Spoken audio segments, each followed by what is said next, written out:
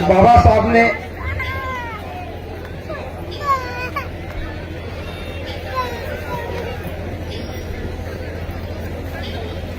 जो कुछ किया हम सब उसी के परिणाम हैं। यहां जो सबसे महत्वपूर्ण विषय है, जो जिम्मेदारी बाबा साहब हमें देकर के गए, हमने उस जिम्मेदारी को आज तक समझा नहीं है।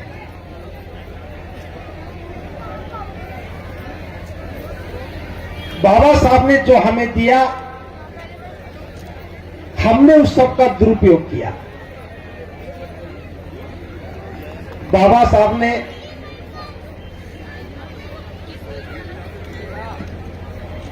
इस देश की व्यवस्था को बदलने के लिए और हमें एक अच्छा जीवन देने के लिए जिस धार्मिक ग्रंथ से देश का शासन चलता था, उस शासन से मुक्ति के लिए बाबा साहब ने मनुस्मृति का दहन किया।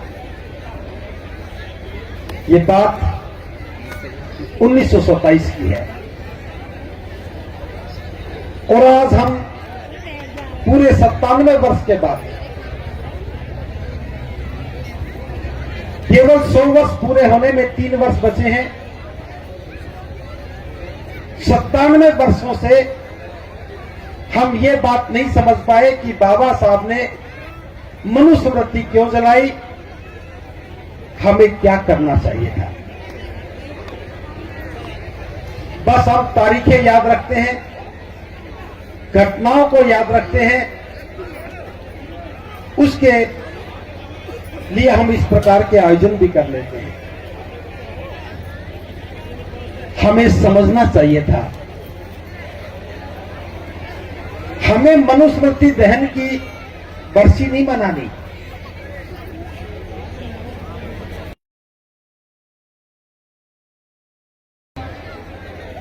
भेदभाव था, शोषण उत्पीड़न था, अमानवीय जुल्म, अत्याचार और शोषण था। बाबा साहब का लक्ष्य हमें उस अमानवीय व्यवहार से, असमानता से, शोषण से मुक्त करना था, हमें मुक्त करना था। और बाबा साहब जानते थे जब तक शासन व्यवस्था का यह आधार बनी रहेगी, इंसान को इंसान नहीं समझा जा सकता, जाति के आधार पर भेदभाव होता रहेगा, धर्म के आधार पर शोषण उत्पीड़न होता रहेगा और कभी भी इंसान को इंसान नहीं समझा जाएगा। मैं ये बात आपको स्पष्ट बताना चाहता हूं। जब बाबा साहब मनुस्मृति को जला रहे थे, उस समय बाबा साहब ने बताया कि मैं इस ग्रंथ को 2 कारणों से जला रहा हूं। एक तो यह कारण है कि यह ग्रंथ मेरी बुद्धि को जसता नहीं है। हजारों वर्षों के प्रतिबंध के बाद एक व्यक्ति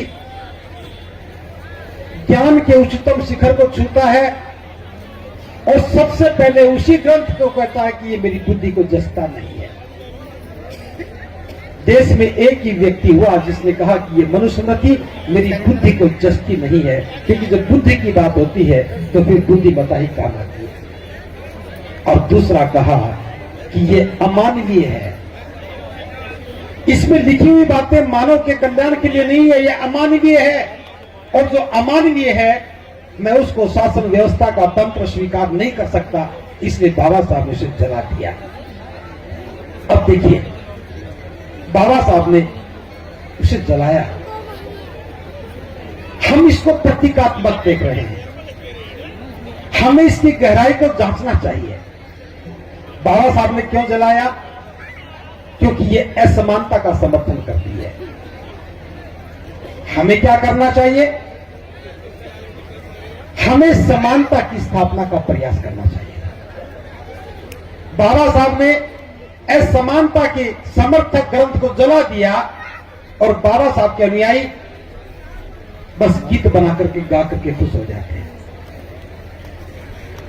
एक इस प्रकार का आयोजन करके हम खुश हो जाते हैं कि हमने भीम महोत्सव मना लिया। असमानता को खत्म करने के लिए बाबा साहब ने मनुस्मृति का दहन किया। हमारा फर्ज बनता था कि हम समाज में समानता स्थापित करने का प्रयास करते हैं। ये बाबा साहब के किए गए काम की अगली सीढ़ी होगी। बाबा साहब ने कहा कि यह ग्रंथ भेदभाव का जनक है और भेद जाति के आधार पर होता है। जाति के आधार पर भेदभाव होने से इंसानियत शर्मसार होती है। मैं इस भेद भाव की समर्थक ग्रंथ को जला रहा हूं। हमें क्या करना चाहिए था? हमें करना चाहिए था जिस बात से भेद पैदा होता है उस आधार को बाबा साहब ने खत्म किया तो हमें उसे छोड़ना चाहिए था। भेदभाव कहां से होता है? वो जाति से होता है। और हम जाति कहां से मापते हैं? हर व्यक्ति अपनी जाति से दूसरी जाति का मूल्यांकन करता है कि अमुक व्यक्ति मेरी जाति में मेरे से छोटा है या जाति के कर्म में मुझसे बड़ा है। हम उसी हिसाब से तय करते हैं कि उस व्यक्ति के साथ कैसा व्यवहार करना है। इन 97 वर्षों से क्या हम इस भेदभाव को अपने व्यवहार से, अपने जीवन से, अपने समाज से मिटा पाए? मैं तो इस बुलंदशहर में देखता हूं, अभी मंच पर मेरे आने से पहले बात हो रही थी। आप सभी एक जाति विशेष को मानते हैं। नाम भी लूं तो कोई अतिशयोक्ति नहीं है। यहां के लोग जाटव कहलाते हैं। कौन कौन है? हाथ ऊपर करेंगे एक बार ईमानदारी से। ये जाटव होना भेदभाव का परिचायक है या समानता का समर्थक है? फिर भीम महोत्सव में क्यों आए हो? अगर भीम महोत्सव में आते हो और जाति को साथ लेकर चलते हो तो बाबा साहब के साथ भी नाइंसाफी है। और मैं कहता हूं हम गुनाहगार हैं। ये जाति हमें क्यों प्रिय है? हमें समाज में बंधुता का भाव पैदा करना था। जाति को छोड़ करके हमें बुद्ध की शरण में आना था। बौद्ध बनते तो हम बंधुता की बात करते, बौद्ध बनते तो हम समता की बात करते, समानता की बात करते। लेकिन हम मंच पर सारे बौद्ध बन जाते हैं, घर में जाति का पोषण करते हैं और जाति के नाम पर ही सब कुछ खा रहे हैं। तो फिर इस आयोजन का अर्थ क्या रह जाता है? मेरे बोलने के बाद भी आप जाटव रहेंगे और मैं नहीं आता तब भी जाटव थे और जाटव भी रहते, तो फिर मेरे बोलने का, मेरे यहां कहने का कोई अर्थ भी नहीं रहता है। और मैं तो ये बात आज मंच पर पहली बार दोहरा रहा हूं। इस पश्चिमी उत्तर प्रदेश के लोग चमार से जाटव बने, किसके कहने से बने? किसके कहने से बने? क्या बाबा साहब ने कहा था? और जिसने कहा था वो बाबा साहब को भी नहीं मानते थे। जिसके कहने से आप जाटव बने वो बाबा साहब को नहीं मानते थे। अगर बाबा साहब को मान रहे होते तो बाबा साहब के आंदोलन में शामिल होकर के हमें बौद्ध बनने के लिए कहते। बुलंदशहर के लोगों को इस गलती को ठीक करना होगा।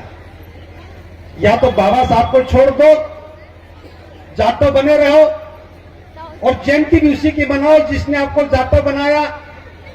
अगर बाबा साहब को मानते हो तो जाटव नाम की बीमारी को यहीं छोड़कर चले जाना। ताली वही बजाए जो ये काम कर सके। मुझे तालियों की आवश्यकता नहीं है, क्योंकि मैं जानता हूं आप बहुत मजबूत लोग नहीं हो। आपके हाथ की ताकत को भी मैं जानता हूं। बाबा साहब के दुनिया में आने से पहले यहां की महिलाएं घूंघट करती थी। अभी डीआईजी साहब ने बताया कि उनकी दूसरी पीढ़ी, तीसरी पीढ़ी शिक्षा में आकर के अधिकारी बनी है। आप सब लोग बुलंदशहर के पढ़े लिखे लोग हो। आपकी योग्यता पर मैं कोई प्रश्न चिन्ह नहीं लगा रहा हूं, लेकिन आपकी इस योग्यता के बाद क्या महिलाओं के घूंघट को 2 इंच भी कम करने में आपके हाथ मजबूती दिखा पाए? आज भी महिलाएं घूंघट में रहती हैं और बात समानता की करते हैं। जब हम बाबा साहब के सिद्धांतों को स्वीकार नहीं कर रहे तो फिर मैं नहीं समझता कि हम बाबा साहब के एक लायक संतान होने का दम भर सकते हैं। हमें शोषण और जुल्म से समाज को बचाना था। बाबा साहब ने धम्म के सिद्धांतों में करुणा की बात कही है, क्योंकि बुद्ध धर्म की पहचान में क्या है? समता है, बंधुता है, करुणा है। और करुणा क्या है? जब हमारे मन में किसी का कल्याण करने का भाव पैदा हो, जब हमारे मन में किसी के प्रति कल्याण करने का भाव पैदा हो और हम उसका भला करने लगते हैं, ये करुणा है। बाबा साहब में करुणा थी, हमारा कल्याण कर गए। बाबा साहब में करुणा थी, कितने संघर्षों के बीच से गुजरते हुए हम सबका भला कर गए। हम क्या अपने अलावा किसी का भला कर पाए? अगर हम किसी का भला नहीं कर पा रहे तो ये आयोजन हमें क्या देंगे? आज का दिन ये सोचने के लिए है कि हमें क्या करना है। अगर करुणा की बात समझ में आ जाए, हमारे पास बहुत सारे साधन हैं। आप खाना भी खाते हो तो किसी उस व्यक्ति का ख्याल करो जिसके पास भोजन नहीं है। आप अच्छे कपड़े सिलवाते हो तो उसका ख्याल करो जिसके पास कपड़े नहीं है। आप पढ़ाई करवाते हो अपने बच्चों को तो उसको भी याद करो जिसके माता पिता के पास पढ़ाने के लिए साधन नहीं है। आपके पास जो भी कुछ संपदा है उससे अपना तो कल्याण करते ही हो, औरों का भी कल्याण करो। अगर हम इन बातों को लेकर के बात करते तो करुणा की स्थापना होती और इसके आधार पर हम एक नया जीवन का निर्माण करते। आज ये बुलंदशहर के क्षेत्र के आसपास देखते हैं तो कितने जुल्म होते हैं। हर रोज कहीं न कहीं कोई जुल्म की घटना घटती है। उसी जुल्म से निजात दिलाने के लिए बाबा साहब ने बौद्ध बनने के लिए कहा, लेकिन हम जुल्मों को स्वीकार कर लेते हैं। ज्यादा बड़ा जघन्य अपराध हो जाए तो एक दिन शोर मचा लेते हैं, लेकिन आगे भविष्य में कभी जुल्म ना हो इसके लिए कभी कोई बात नहीं करते हैं। व्यवस्था में हम रह रहे हैं, वह हमारा सम्मान नहीं, स्वाभिमान हमारे जीवन का हक है। इसलिए हम स्वाभिमान के लिए बहुत बन रहे हैं। एक व्यवस्था का विकल्प व्यवस्था ही हो सकती है। जिस धर्म में आप बैठे हो उसमें रहकर के आप समानता की बात नहीं कर सकते, उसमें रहकर के आप स्वाभिमान की बात नहीं कर सकते। राष्ट्रपति बना जा सकता है, देश का संविधान इजाजत देता है, लेकिन मंदिर का प्रवेश, अभी मुझे पूर्व वक्ता ने बताया कि चीफ जस्टिस ऑफ इंडिया को कोई प्रोटोकॉल नहीं मानता। राष्ट्रपति खड़ी हैं, प्रधानमंत्री बैठे हैं। आपके राष्ट्रपति बनने के बाद प्रोटोकॉल भी टूट जाता है, तो फिर हम किस मुगालते में रह रहे हैं? इस शिक्षा से हमने आजीविका तो कमा ली। रहा हूं, क्या बाबा साहब का मंतव्य इतना ही था कि मेरा समाज शिक्षित होकर के अच्छी तनख्वाह लेगा, शहर में आकर के कई मंजिला मकान बना लेगा? क्या मकान की प्रतिस्पर्धा हमारे जीवन कल्याण के लिए थी? क्या मेरे समाज के लोग शिक्षित होकर के नौकरियों में आएंगे तो बच्चों की शादी धूमधाम से करेंगे, 50 लाख रुपया खर्च करके एक दिन की झूठी शान के लिए काम करेंगे? क्या ये आज हम जो भी कर रहे हैं ये बाबा साहब की विचारधारा के विपरीत जाकर के कर रहे हैं? हमारा काम था कि हम समाज का निर्माण करते हैं, हम जातियों के निर्माण में लग रहे हैं। हमें समाज का निर्माण करना था, और समाज कब बनता?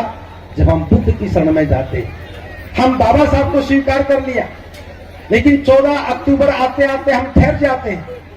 बाबा साहब जीवन के अंतिम समय में एक अंतिम निर्णय लेते हैं, और वो बुद्ध के लिए था। बाबा साहब जानते थे कि मैंने जिस समाज के लिए काम किया है वो समाज कभी भ्रमित ना हो जाए, इसलिए जो लोग मेरे को समझेंगे, मेरा अनुसरण करेंगे, तो मेरे पीछे पीछे बुद्ध की शरण में आकर के बौद्ध बन जाएंगे, तो इस विषमता से बच जाएंगे। लेकिन हम ठहर गए। हम बाबा साहब की जयंती तो मनाते हैं, लेकिन बुद्ध की शरण में जाने से अभी भी घबराते हैं। तो फिर ये दोहरा आश्रम हमारे किसी काम का नहीं होगा। आज भी मुझे जला के गए, उसी व्यवस्था का प्रलाप कर रहे हैं। कभी जाति ना छूट जाए, कभी गरीबी ना छूट जाए, कभी छुआछूत खत्म हो जाए, हम चिंता करते हैं संविधान खत्म हो जाएगा। मानता हूं चिंता करनी चाहिए, हम चिंता करते हैं अधिकार कभी खत्म ना हो जाए, करनी चाहिए, लेकिन चिंता करने से बच जाते तो अच्छी बात थी। ये अधिकार ना तो चिंता करने से बचेंगे, जब समाज मजबूत होता है, जब वो आवाज उठाता है, जो सरकार भी झुक जाती है। और मैं ये बताना चाहता हूं, हमें बुद्ध के सिद्धांतों से समझना चाहिए। यद्यपि ये बात सिद्धार्थ के बुद्ध बनने से पहले की है, घबराने की आवश्यकता नहीं है। जब शाक्य संघ की बैठक हुई, सेनापति युद्ध करने के लिए आमादा था, सिद्धार्थ ने विरोध किया, बहुमत का फैसला हो गया कि युद्ध होगा। एक सिद्धार्थ का हक है, शाक्य भी लेंगे, कोली भी लेंगे, लेकिन हमें युद्ध नहीं करना चाहिए। लेकिन सेनापति नहीं माना, सारा संघ सेनापति के पक्ष में खड़ा हो गया। सिद्धार्थ अकेले थे और कहा कि मैं संघ के फैसले के बाद भी मैं इसका विरोध करता हूं। और परिणाम क्या हुआ? उन्हें देश निकाला स्वीकार करना पड़ा, सजा मिली। जो महत्वपूर्ण बात यह है, जब सिद्धार्थ ने गृह त्याग किया तो हजारों लोग पीछे पीछे, सिद्धार्थ ने उनको रोका, कहा कि तुम वापस लौट जाओ, मेरा तो मकसद है, गृह त्याग करना मेरा मकसद है, देश निकाला लेना मेरा मकसद है। लेकिन तुम जो रो रहे हो, तुम जो उदास दिख रहे हो, ये तुम्हारा मकसद नहीं हो सकता। यदि तुम मुझसे प्रेम करते हो तो जाओ और जाकर के जनमत तैयार करो, लोगों को बताओ कि युद्ध नहीं होना चाहिए। शाक्य कोली का मेरा विरोध युद्ध को नहीं रोक सका। यदि आप जनमत तैयार करेंगे तो बहुमत से दिया गया फैसला भी बदलना पड़ेगा। वो लोग वहां से वापस लौट आए, सिद्धार्थ ने कहा था, वो लौट आए और आकर के चर्चा करने लगे, युद्ध नहीं होना चाहिए, युद्ध नहीं होना चाहिए। गली गली में चर्चा हुई, नगर में चर्चा होने लगी और सेनापति को घबरा करके ये तय करना पड़ा कि कुछ समय के लिए युद्ध को टाल देते हैं। और आप 2500 वर्ष के बाद बता रहा हूं, कम से कम, लेकिन फैसले का प्रभाव जनमत से होता है। अभी अरावली की पहाड़ियां रुक गई हैं, केपी चौधरी जी बता के गए हैं, अरावली पहाड़ियां कटनी थी, जनमत के आगे सरकार रुक गई। तो अगर देश के संविधान को बचाना है, नौकरियों को बचाना है, अधिकारों को बचाना है, तो जनमत तैयार करना पड़ेगा। और जनमत जातियों से नहीं बनेगा, याद रखना। जातियां जनमत पैदा, हम बौद्ध बन जाते और बौद्ध बनकर के सभी पीड़ित लोगों को, सभी दुखी लोगों को एक साथ खड़ा करते, क्योंकि समाधान हमारे संविधान में है, समाधान हमारे धर्म में है। तो हमें व्यवस्था निर्माण के लिए काम करना चाहिए था, लेकिन हम संगठन निर्माण में ही समाधान ढूंढ रहे हैं। मैं संगठन निर्माण का विरोध नहीं कर रहा हूं, लेकिन संगठन निर्माण हमारी समस्याओं के समाधान नहीं है। अगर समस्याओं के समाधान चाहिए तो हमें जनमत तैयार करना होगा, हमें बुद्ध की शरण में जाना होगा, क्योंकि एक व्यवस्था ही दूसरी व्यवस्था का विकल्प हो सकती है। जब हम समाज की बात कर रहे हैं तो हमारा समाज कहाँ है? हम तो जातियों बटे हुए लोग हैं। जब धर्म की बात करते तो हमारा धर्म कहाँ है? बाबा साहब ने हमें धर्म दिया था, हमें बौद्ध होना चाहिए था, लेकिन आज भी अबौद्ध होकर के आप बाबा साहब की बात करते हो तो हमारे पास अपना धर्म भी नहीं है। अगर राजनीति की बात भी करते हैं, आप विधायक में बोलते हैं, आपकी पार्टी नहीं है तो आपका हक कहाँ है? कानून मंत्री आपका हो सकता है जाति के नाम से, लेकिन आपकी बात कभी नहीं बोलेगा। आप चाहे किसी भी एमपी एमएलए को चुनते होंगे, जिस पार्टी से चुने जाते हैं वो उसी की बात बोलते हैं, तो फिर हमारा जनमत नहीं है, हमारा मत भी उनके बहुमत में शामिल हो जाता है। जब हमारे कल्याण की बात ही नहीं कर रहे तो आए ही जनमत है। तो हमें बाबा साहब को अगर समझना है, बाबा साहब को याद करना है, मैं तो इतना ही कहूंगा। बहुत सारे बिंदु हैं जिस पर चर्चा की जा सकती है, शिक्षा पर बात की जा सकती है, रोजगार पर बात की जा सकती है, राजनीति पर बात की जा सकती है, आर्थिक नीति पर बात की जा सकती है, लेकिन जीवन निर्माण की अगर बात करनी है, क्योंकि बड़े मकान बना देने से, बड़ी नौकरियां मिल जाने से, बड़ा धन कमाने से ना तो हमें सम्मान मिलेगा, ना स्वाभिमान। है, आपको मजबूत बनना है, तो फिर बुद्ध की शरण में आकर के हम समता, बंधुता, करुणा, स्वतंत्रता, न्याय के सिद्धांत को स्थापित करेंगे, अपने जीवन निर्माण की बात करेंगे, अपने जीवन के गुणों का संवर्धन करेंगे, तभी बाबा साहब का मिशन पूरा होगा। अन्यथा तो एक रस्म अदायगी के अलावा कुछ नहीं होगा। इन्हीं शब्दों के साथ आपने मेरी बात को बड़े ध्यान से सुना है। आप सबका मंगल हो। बहुत बहुत साधुवाद दंते जी। और